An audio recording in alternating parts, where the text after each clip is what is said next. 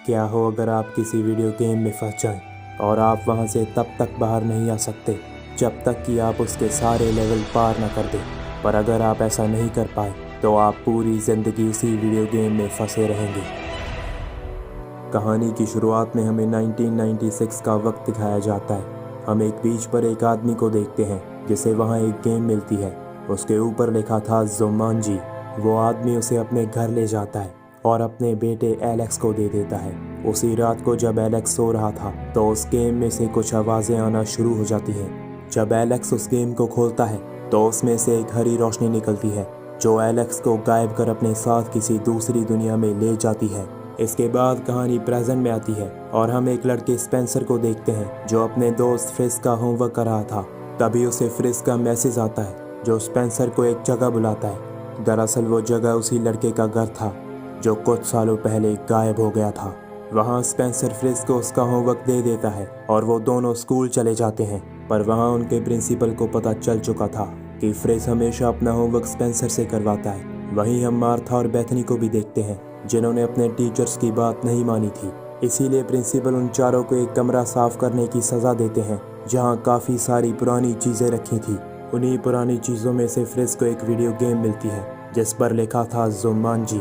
तो वो चारों थोड़ी देर के लिए उस गेम को खेलने का प्लान करते हैं। स्टार्ट होते ही उस गेम पर लिखा आता है कि जाना हो जैसे इस दुनिया के पार, वही खेले इस गेम को एक बार। उस गेम में 5 कैरेक्टर्स थे और किसी ने एक पहले ही चुन रखा था, पर वो इस बात को नज़रअंदाज कर अपने अपने कैरेक्टर्स चुन लेते हैं। और ऐसा करते ही वहाँ एक अजीब सा म्यूज़िक बजने लगता है और तभी उस गेम में से एक हरी रोशनी निकलती है जो उन्हें वहाँ से गायब कर उस गेम के अंदर ले जाती है। वहाँ वो चारों एक घने जंगल में गिरते हैं और वो चारों अपने अपने कैरेक्टर्स में थे जो उन्होंने चूज़ किए थे। जैसे स्पेंसर बन चुका था डॉक्टर ब्रेवस्टोन जो कि बहुत ताकतवर है और तेज़ दौड़ सकता है, और फ्रिज बन चुका था माउस फिनबार जो जियोलॉजी का एक्सपर्ट है। वहीं दूसरी ओर मार्था बन चुकी थी रूबी राउंडहाउस जो मार्शल आर्ट्स में माहिर है, और बेथनी एक आदमी बन चुकी थी जिसका नाम था प्रोफेसर शेली ओब्रॉन जो कोई भी नक्शा पढ़ सकता है। पर बेथनी को इस बात पर यकीन नहीं था, इसीलिए वो वहीं एक नदी में अपना चेहरा देखने जाती है। लेकिन तभी उस नदी में से एक हिप्पो निकलता है जो उसे एक ही वार में पूरा निगल जाता है, जिससे बाकियों को लगता है कि बेथनी मर चुकी है।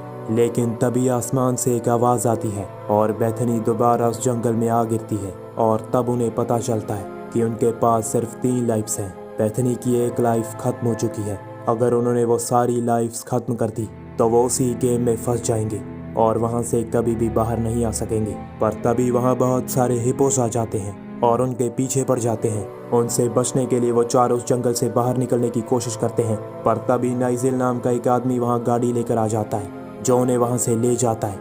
वो उन्हें बताता है कि जुमांजी खतरे में है। मुझे पता था एक ना एक दिन आप ज़रूर आएंगे जुमांजी को उसके श्राप से मुक्त करवाने। तो वो चारों से पूछते हैं कि कैसा श्राप। तो नाइजिल उन्हें बताता है कि मैं जुमांजी का फील्ड गाइड हूँ। मुझे प्रोफेसर रसल मैनबेल्ट ने एक मिशन को लीड करने के लिए रखा था। वो जुमांजी के बहुत ही पुराने जैगुआर की मूर्ति की खोज में आया था जिसमें एक पवित्र और बहुत ही बड़ा हीरा लगा था। रसल पर उस हीरे को पाने का जुनून सवार था। आखिरकार कई सालों की मेहनत के बाद उसे वो मिल ही गया जिसकी उसे तलाश थी। उसने मुझसे कहा था कि वो सिर्फ उस हीरे को छूकर देखना चाहता है, पर उसने वो हीरा वहाँ से चुरा लिया। माना जाता है कि वो जैगुआर जुमांजी की हिफाजत करता है और उसकी आंख से वो हीरा चुराने वाला जंगल के सारे जानवरों को अपने वश में कर सकता है, और इस तरह जंगल के सारे जानवर उसके वश में हो गए और तब से ये जंगल श्रापित है। पर मुझसे जुमांजी की ये हालत देखी नहीं गई, इसीलिए एक रात सबके सो जाने के बाद मैंने रसल से वो हीरा चुरा लिया और अब वो दोबारा इसकी खोज में है। तो नाइजिल वो हीरा स्पेंसर यानी कि ब्रेवस्टोन को दे देता है और कहता है कि अब आपको ये हीरा जैगुआर की आंख में वापस लगाना होगा ताकि जुमांजी श्राप से मुक्त हो जाए। इसके बाद नाइजिल उन्हें जुमांजी का नक्शा देता है जिसका एक हिस्सा गायब था। वो उन्हें बताता है कि तुम्हें बाजार में जाकर मिसिंग पीस ढूंढना होगा, और अपनी गाड़ी लेकर वहाँ से चला जाता है। अब वो लोग समझ चुके थे कि अगर इस वीडियो गेम से बाहर निकलना है तो जैगुआर की आंख पर यह हीरा लगाकर जुमांजी को हर हाल में बचाना होगा। वहाँ उन्हें उनकी कमज़ोरियाँ पता चलती हैं, जैसे मार्था की कमज़ोरी है जहर और फ्रिस की कमज़ोरी है केक, पर बेथनी और स्पेंसर की कोई कमज़ोरी नहीं थी। लेकिन तभी जब बेथनी उस मैप को देखती है तो कोई उनकी तरफ आ रहा था।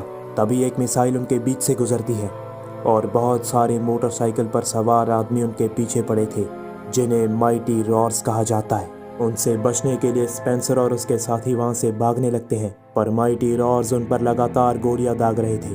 तभी उनके सामने एक गहरी खाई आ जाती है, जिसके नीचे एक नदी बह रही थी। तो वो रॉर्स से बचने के लिए उस नदी में कूद जाते हैं और ये देखकर माइटी रॉर्स उनका पीछा छोड़ देते हैं। पर इसी बीच मार्था को एक गोली लग गई थी, जिससे उसकी एक लाइफ खत्म हो जाती है और वो दोबारा आसमान से गिरती है। अब उसके पास भी सिर्फ 2 लाइफ्स बची थी। इसके बाद वो चारों जुमांजी के इकलौते शहर की तरफ बढ़ते हैं, जहां वो बाजार है। वहीं दूसरी ओर माइटी रॉर्स रसल के पास जाते हैं। वो उसे ब्रेव स्टोन और उस हीरे के बारे में बताते हैं। तो रसल जंगल के सभी जानवरों के साथ अपने साथियों को उनके पीछे लगा देता है। इधर स्पेंसर और उसके साथी उस शहर के बाजार में पहुंच गए थे। वहां फ्रिज एक ब्रेड का टुकड़ा खा लेता है, पर बाद में उसे पता चलता है कि वो बटर केक था और तभी वो एक बॉम्ब की तरह फट जाता है और दोबारा आसमान से गिरता है। लेकिन इसी दौरान एक बाज ने उन्हें देख लिया था, जिससे रसल को पता चल जाता है कि वो शहर में है। थोड़ी ही देर बाद उसके आदमी वहां पहुंच जाते हैं और डॉक्टर ब्रेवस्टोन और उसके साथियों पर हमला कर देते हैं, पर स्पेंसर यानी कि ब्रेवस्टोन उन सबको मार देता है। तभी वहां रसल आता है, जो उस पर गोली चलाने ही वाला था, पर तभी एक स्मोक ग्रेनेड उनके बीच आकर गिरता है, जिससे रसल को कुछ दिखाई नहीं देता। और तभी एक लड़का आकर स्पेंसर और उसके साथियों को उस शहर से बाहर ले जाता है। उसका नाम था एलेक्स। दरअसल ये वही कैरेक्टर है जो पहले किसी ने चुन रखा था, और ये वही लड़का है जो 1996 में उस गेम में चला गया था। तब से एलेक्स इसी गेम में फंसा है और उसके पास सिर्फ एक ही लाइफ बची है। वो उन्हें बताता है कि मैं अकेला इस गेम को ख़त्म नहीं कर सका, इसीलिए मैंने तुम्हारा इंतज़ार किया। अब हमें ट्रांसपोर्टेशन सेट से हेलीकॉप्टर चुराना होगा ताकि हम घाटी को पार कर सकें। पर इसी दौरान उन्हें पता चलता है कि एलेक्स ही वो मिसिंग पीस है जिसका जिक्र नाइजिल ने किया था। तो वो पांचों मिलकर ट्रांसपोर्टेशन सेट से हेलीकॉप्टर चुरा लेते हैं, पर तभी वहाँ माइटी रॉर्स आ जाते हैं, जो उन पर मिसाइल्स और गोलियां दागते हैं, जिससे उनका हेलीकॉप्टर डैमेज हो जाता है और घाटी में ही फंस जाता है। उनका हेलीकॉप्टर ऊपर नहीं जा रहा था। वहाँ उनके पीछे राइनोस पड़ जाते हैं, जो घास फूस नहीं बल्कि इंसानों को खाते हैं। तो स्पेंसर किसी तरह बड़ी मुश्किल से उस हेलीकॉप्टर को रिपेयर कर देता है, जिससे वो उस घाटी से बचकर निकल जाते हैं। अब उस गेम का सिर्फ आखिरी लेवल बचा था। जगुआर की मूर्ति उनके सामने थी, पर वहां तक पहुंचने का रास्ता एक घने और डरावने जंगल से होकर गुजर रहा था। उसी रास्ते पर बहुत सारे खूंखार जगुआर्स थे, जिन्हें डिफेंडर्स कहा जाता है। तभी वहां माइटी रॉर्स भी आ जाते हैं, तो वो पांचों अलग अलग दिशाओं से मूर्ति की तरफ बढ़ते हैं। मार्था माइटी रॉर्स का रास्ता भटकाती है और एलेक्स जगुआर्स का ध्यान बटाता है। फ्रिज और बेथनी उनसे उल्टी दिशा में भागते हैं ताकि माइटी रॉर्स उनका पीछा करें और स्पेंसर मूर्ति तक पहुंच जाए। लेकिन फिर भी किसी तरह माइटी रॉर्स का एक आदमी स्पेंसर तक पहुंच गया था। वो उसे मारने की कोशिश करता है, पर ब्रेवस्टोन की ताकत के आगे वो नहीं टिक पाता। उल्टा स्पेंसर उसे मार गिराता है और उसका मोटरसाइकिल लेकर मूर्ति की तरफ बढ़ने लगता है। इधर माइटी रॉर्स ने मार्था को पकड़ लिया था, पर उसकी कैरेक्टर रूबी राउंडहाउस मार्शल आर्ट्स में माहिर थी, जिसके कारण वो उन चारों को मार गिराती है। वहीं दूसरी ओर एक जगुआर ने बेथनी पर हमला कर दिया था, पर तभी वहां रसल आ जाता है, जो उस जगुआर को वापस बुला लेता है। इधर फ्रिज के सामने एक हाथी आ जाता है, पर वो जियोलॉजी का एक्सपर्ट है, जिससे वो उस हाथी को अपना दोस्त बना लेता है। वहीं दूसरी ओर स्पेंसर उस मूर्ति तक पहुंच गया था, पर वहां उसके सामने रसल खड़ा था, जिसने बेथनी के सर पर बंदूक तान रखी थी।